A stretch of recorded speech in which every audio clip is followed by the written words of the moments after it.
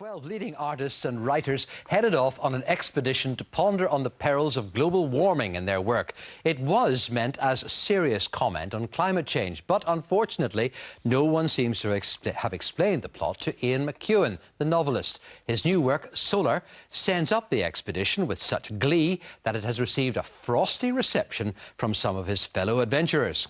Well, the writer Jim Meredith and Stephen Agnew from the Green Party are here with their verdict. Jim, this is a satire.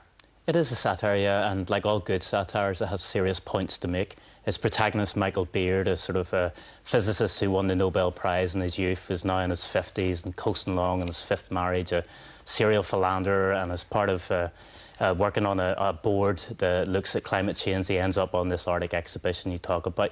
But it's done with a bit of glee, I think, you know, and I don't think the artists who the characters are based on should take it too seriously. It's a fun and very funny episode in the book. Now, Stephen, it's a send-up of some elements of the Green lobby. How do you think it's going to be received? I think quite well, actually, because whilst, yes, it's been pointed out as a satire, it actually makes some of the points that the Green lobby's been trying to make quite clearly. For example, the climate skeptics get half a page in a 300-page book, and I suppose that's what we would say. That's what they deserve. So I'm quite happy from our point of view. Yeah, Jim, Ian McEwan is trading a fine line to absurdity here in Michael Beard, who's the central character, and also a Nobel laureate. Yes, he's in many ways a despicable character, but also strangely a lovable character. You can't help wishing him well because he goes on this journey after an accident that changes his life, and it could end up with the world being saved by him, although he's doing it a lot for altruistic reasons and stuff like that. You can't help hoping that he'll succeed in the end. But there are serious points to be made in this book, Stephen.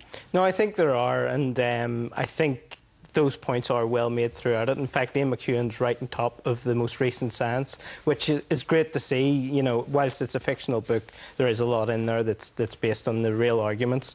And I think the sort of main point for me in the book is when, during the expedition to the Arctic, when the boot room where they all get changed in their Arctic gear, and it's a mess, they can never find their stuff, and he says, how can they save the Earth when they can't even save the boot room? I think that shows the scale of the task.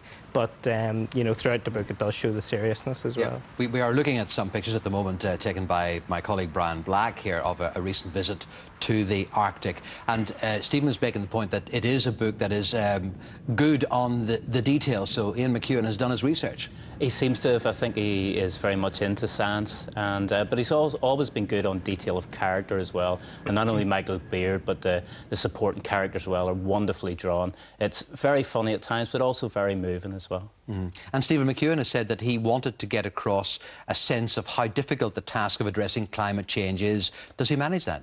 I think he does. I mean, I mentioned before, you know, there's so much human folly within the book. You know, we kind of view scientists as being these kind of dedicated people, but ultimately they're human. That's well reflected in the book, and to some extent we rely on the scientists. But he does make a point. You know, he says only good laws will save the boot room, and I think that's, you know, that's what we need. We need binding international agreements, and he makes that point clear. Were the elements aside, Jim, briefly, is it a good read? It's a cracking read. I mean, I laughed out loud at the comic moments, I thought, and was made aware of some of the more serious points, and I could hardly recommend it to anyone. Well, Solar by Ian McEwan is out now. Can I say thank you to you, Jim Meredith, and to you, Stephen Agnew, for coming in and sharing your thoughts for UTV Live Tonight Extra. Thanks a lot.